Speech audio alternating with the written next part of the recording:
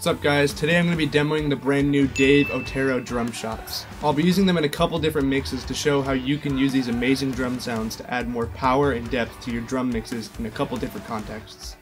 So the first song is Drowning by Arkentype, which is like a mid-tempo prog metal song with a lot of cool layers, really nice synths, keys, really cool song. So this is the full mix.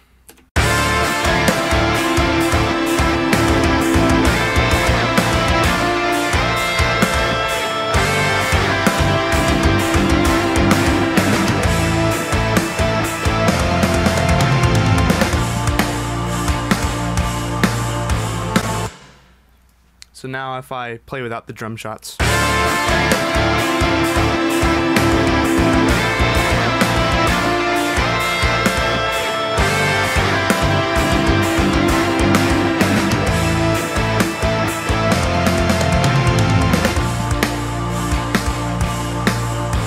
So the first thing we'll be looking at are the kick shots. So the kick shot that I'm using on this mix is the Wolfe Kick. The Wolfe Kick has a really super aggressive mid-range character and breathiness that I think is missing from the real kick drum. So I'm going to show you what this Wolfe kick drum sounds like, and I have this printed down just to make it easier to use.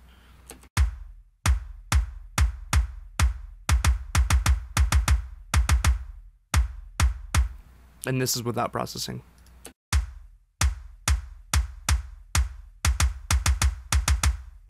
So the processing I'm using on this is the virtual tape machine, just to warm it up a bit. And then I'm cutting a bit of top end and boosting a little bit of woolliness. Now to show what it's adding to, this is the real kick, which is about 30% sample and 70% real. The sample is a very dynamic round robin, so it's just to add a bit more headroom above the bleed. And it sounds like this.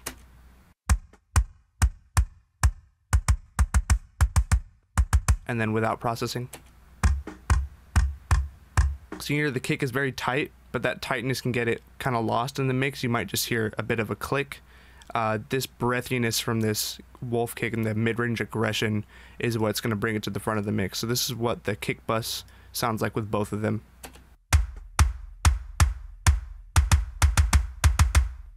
This is without processing on the kick bus. So what I'm doing on the kick bus is I'm taking out some low mid woolliness, really tightening it up right here and taking out this pretty harsh attack. In the virtual mix rack, I'm warming it up with the Brit 4K on this VCC, taking out even more of this clickiness, taming a bit of top end, scooping out all that woolliness that we don't need in the 400 Hertz. Taking out some sub. This isn't doing a lot, it's just the really rumbly sub and high passing at 30 Hertz. And I'm adding in the clack at 1.15 kilohertz, and I'm compressing a few dB.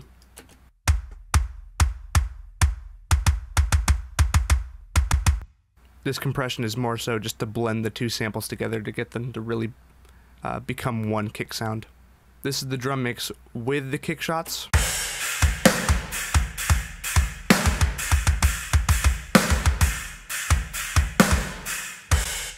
This is the drum mix without the kick shots.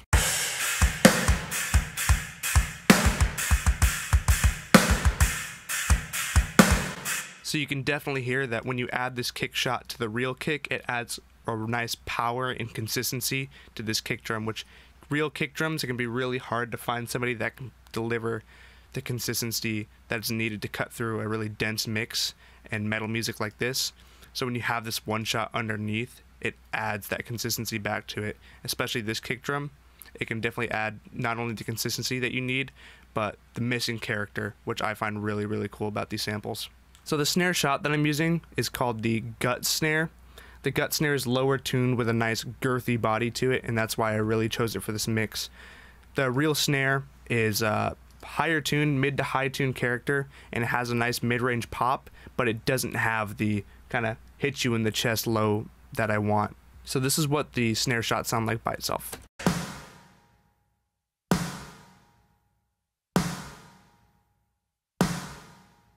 And then without processing. So the processing I'm using is I'm bringing in some top end, taking out a little bit of harshness in the 4.7, a bit of like snare wire, and I'm adding in this beefiness around 200 Hertz.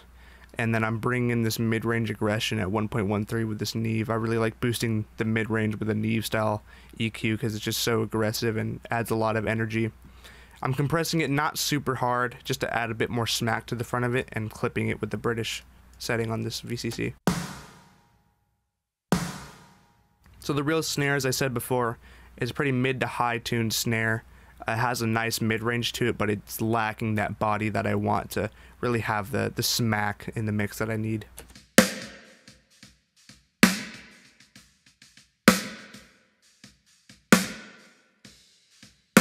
So it's a nice aggressive sound. It's a bit on the short end and it's missing that body.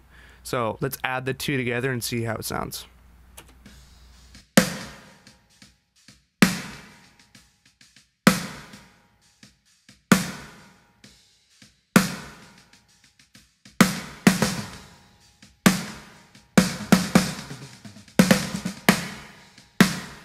So let's hear what the drum mix sounds like with and without the snare shot.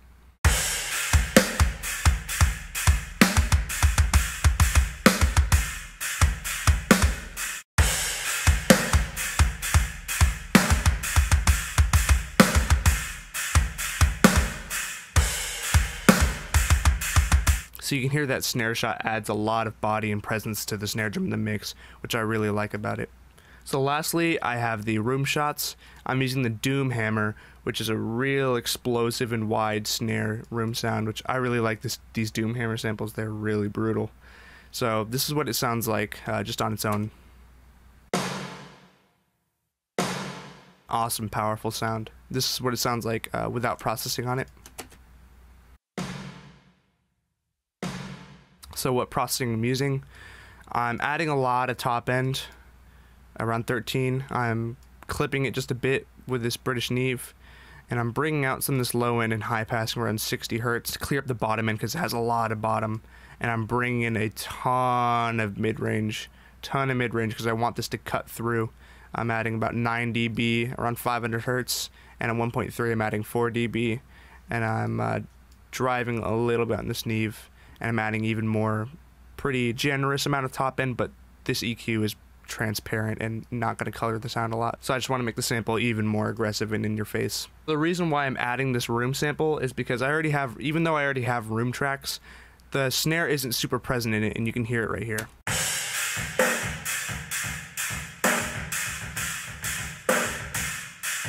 So you can hear the snare it's there, but it's not as present and explosive as I want it. So when you add those room shots to it, it really adds to the room sound. And because it blends into the room sound really well, it makes it sound nice and real and blends to the mix really well.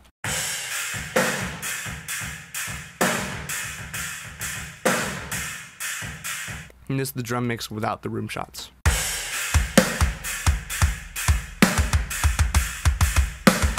This is the drum mix with the room shots.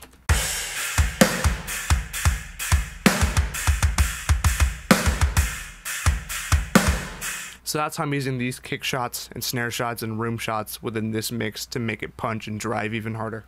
So the second mix I'm doing is a song called Every Last Breath by my band Heartreach. It's an alt-rock, pop-rock styled song with big guitars, and it's actually a live recording. So if you look over here, I have about 4 pairs of ambient mics, or four ambient mics right here. So the mix is going to be a bit washier, and that's kind of the point with live mixes, in my opinion. You want to make it feel like you're there, and it's not supposed to sound like a really clean studio mix. So because of that, we still want the drums to punch through because they need to be really powerful for the song. They drive the song. This is going to be the mix with the Drumshotz.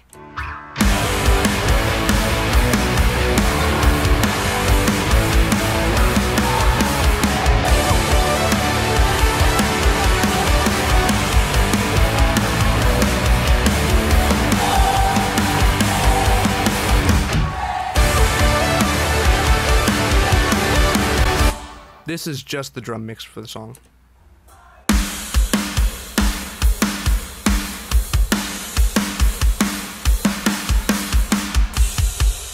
This is the drum mix without the one shots.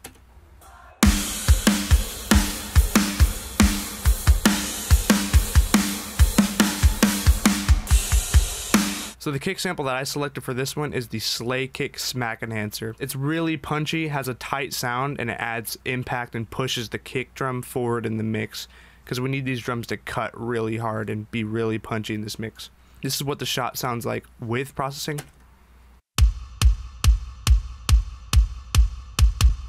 And this is without processing. I'm just adding a lot of low end and a lot of punch to this kick drum. So in the kick bus, I'm using this kind of processing here. I'm EQing, taking out basically the same things as the last mix, bringing out this low mid muddiness, a bit of boxiness right there, a click resonance right there, and high or low passing pretty high up, so it's doing very, very little. And then the virtual mix rack, driving with the FG73, adding a bit of compression here to blend the two samples together, a little bit of top end on this pretty subtle transparent EQ, adding in some clack at 1.2, and then adding the British Neve saturation. This is what it sounds like without the kick shots. Original kick drum and the kick shots. So the kick shots add a lot of punch to it, adds a really deep low end, and it keeps it more consistent to keep it pinned in the mix harder. So this is what the drum mix sounds like without the kick shots.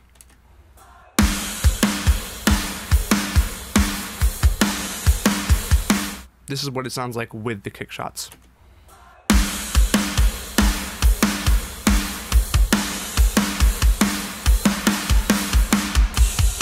The second shot that I'm using is the room shots again. This time I'm going to be using the Slay snare room sample, which I think is a bit tighter and a lot brighter and more aggressive than the Doomhammer room that I used in the other mix. Again, I like the snare to be explosive and present and have a lot of length and space in the mix, and I think it's a focal point, so when you have a room sample in there, it gives the snare a lot of character, and it gives it its place in the mix to say, you know, hey, I'm here, I'm the snare drum, listen to me. So this is what the shots sound like just by themselves with processing. And then without processing. So the processing I'm using, a virtual mix rack, essentially nothing on this except for shelving off at about 230 hertz. This mix, like I said earlier, is very washy, and it's really easy for things to get lost in this mix, so I don't need any of the low end from this. I think it's not going to add much because the snare I'm using is pretty beefy already, and I'm just bringing in the air and the mid-range aggression. I'm bringing out more of that again, not as much as I did with the Doomhammer, but still pretty aggressive around, you know, 2K and 500 hertz, bringing them at 3 and 6 dB, and compressing a little bit, you can see right here.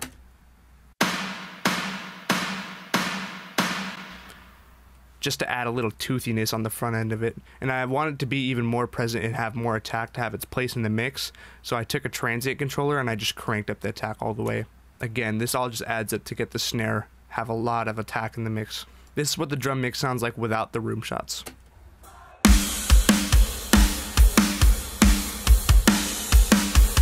This is what the drum mix sounds like with the room shots.